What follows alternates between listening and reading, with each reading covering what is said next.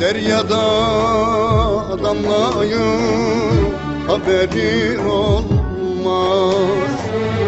Ben ölsem ardından kederin olmaz. Dilerim böyle bir kaderin olmaz.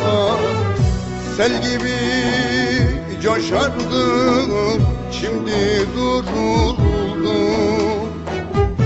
Dağlarım kar tuttu, artık yoruldum. Yoruldum seni aramaktan, yoruldum her gün ağlamaktan, yoruldum dertli yaşamaktan, yoruldum bu sensiz hayattan, yoruldum.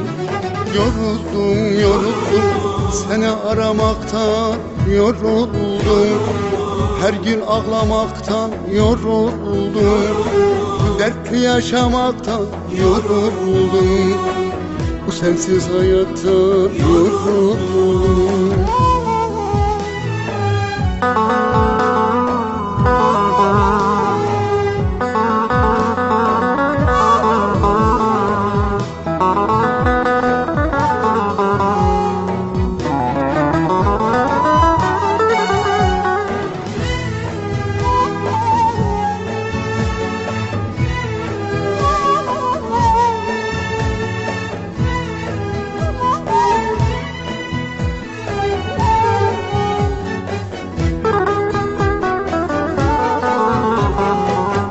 Yapraksız bir dağa benziyorum.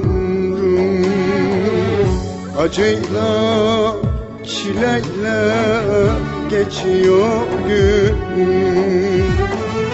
Yıllardır hasretle yanıyor gönlüm. Yaralı ceylanım sana vuruldu. Mecalim kalmadı, artık yoruldum. Yoruldum seni aramaktan, yoruldum her gün ağlamaktan, yoruldum dertli yaşamaktan, yoruldum bu sensiz hayattan, yoruldum.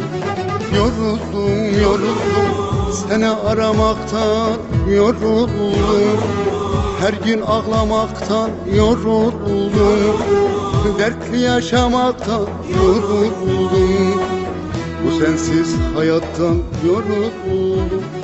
Yoruldum, yoruldum seni aramaktan, yoruldum her gün ağlamaktan, yoruldum